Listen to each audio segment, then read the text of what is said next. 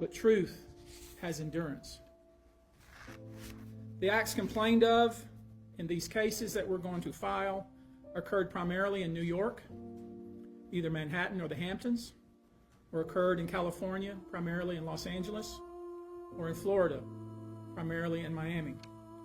Most of these events and incidents occurred at parties, typically after parties, or album release parties, New Year's Eve parties, 4th of July parties, something they called a puppy party, the all-white party, although several of these events occurred at auditions.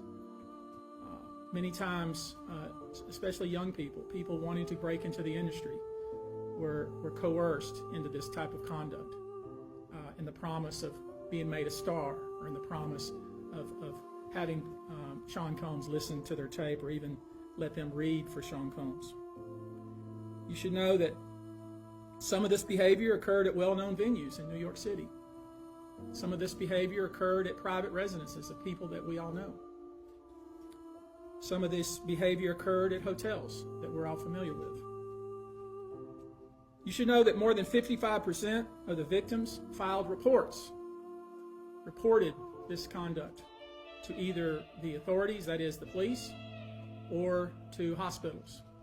We're in the process of collecting with our team assistants, medical records, reports that were made to the authorities, and I've already said that some of the individuals in this group did in fact talk to the FBI. You should know that several of the individuals, and when I say several, I mean many, who did in fact seek medical treatment were drug tested, and drugs were found in their system, weird drugs that you probably never heard of. One in particular that continues to pop up is a drug called xylazine, or trank, which based on our research is known as a horse tranquilizer. Now, there's been a lot of reports that we're filing a class action. This is not a class action. Class action is when one or two people file a case on behalf of a group of people. That's not this. These cases will be individual cases. Each case will live and die on its own merit. These cases will be filed individually, one plaintiff against whoever the defendants were involved in the case. Each case may be filed in one venue like California, another case may be filed in New York. One case may sue just Sean Combs, but multiple other people. One case may sue a range of people. I would expect most, though, to be filed, as I said, in New York and Los Angeles. Now, I know this. Many of you came here thinking or hoping, or perhaps believing that I may start naming names. Well, that day will come, but it won't be today. The day will come when we will name names other than Sean Combs, and there's a lot of names. It's a long list already. And of course, I already know who some of these individuals are, but because of the nature of this case, we're going to make damn sure that we're right before we do that. But the names that we're going to name, assuming that our investigators confirm and corroborate what we've been told, are names that will shock you. These are individual cases. There are indeed other perpetrators involved. They will be revealed when that particular individual case is ready to be filed. They already know who they are. And I'm talking here about not just the cowardly but complicit bystanders. That is, those people that we know watched this behavior occur and did nothing. And I'm talking about the people that participated, encouraged it, egged it on. They know who they are. I call them the facilitators of foul play, willing participants in vile conduct. As we identify them, each will be part of this case as defendants. These defendants will not only include individuals, but would also include corporate entities who ultimately profited off of this culture and behavior. I'm looking at banks, pharmaceutical companies, hotels.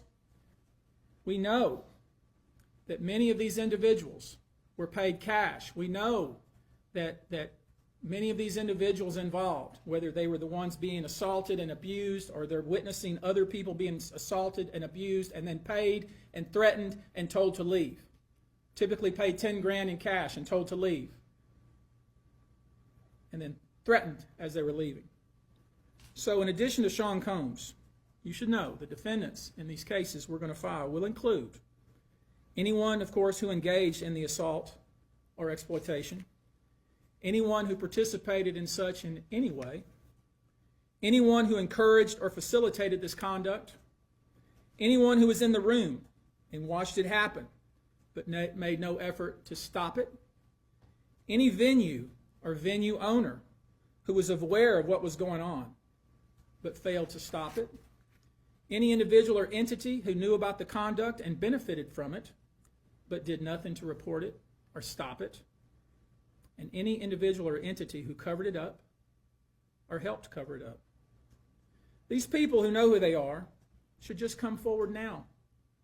I would imagine, as we speak here, there are a myriad of people who are very nervous. You can't hide skeletons in the closet forever. I would expect there are many people out there right now who are desperately searching their memories as they delete their texts and data. Now, although these are, in fact, individual cases, there is a common theme, an MO, if you will. Typically, the victim is lured into a situation where he or she is given a drink. Typically, that drink, reported by these victims, is apparently laced with something.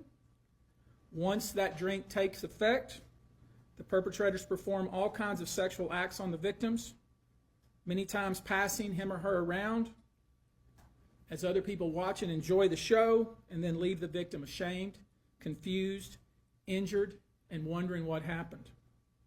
When the victim reaches out, he or she is told not to say anything.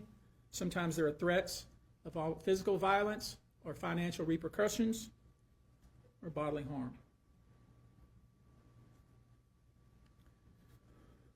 The claims we intend to bring will include the following: violent sexual assault or rape, sexual abuse, facilitated sex with a controlled substance, false imprisonment, compelling prostitution, sexual misconduct, dissemination of video recordings, false imprisonment, sexual abuse of minors.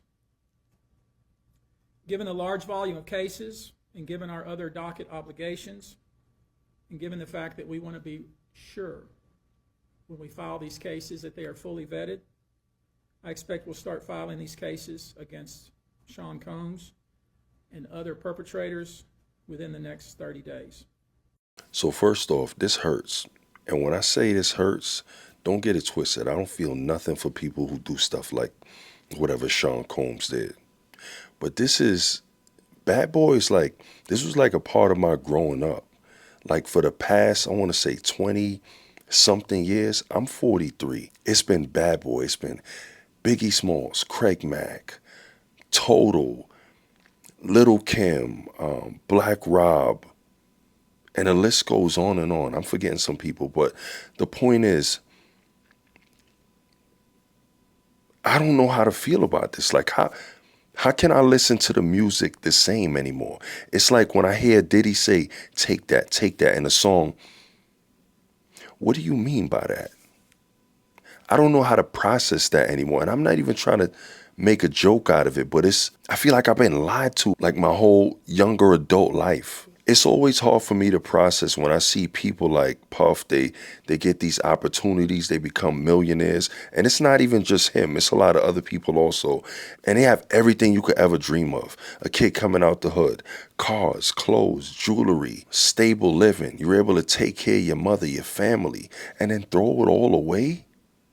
We're doing stuff like this, why? And this hits more at home for me because it's hip hop. Like, I'm in tune with this. I'm in tune with Puff. Like the whole Epstein thing, when it happened, I wasn't really familiar with him. But this is like 20 years of music, 20 years of history, legendary songs that now when I listen to, it's like, this is what he was doing the whole time? I don't know, but this is about to be a movie like I've never seen in my life. And I feel like a lot of people are about to get exposed, and there's a lot of people that we probably look up to in the music industry that we're not going to see the same anymore either. It's a sad day in hip hop. It's a sad day. My heart goes out to all the victims that are involved in this whole case because this is just crazy work. But yeah, what do y'all think about what's going on and everything that was just said in this video? Y'all let me know in the comments. And if y'all not following me on IG, TikTok, Facebook, any of those platforms, y'all could do that if you want, of course. I'm 6'7" across everything,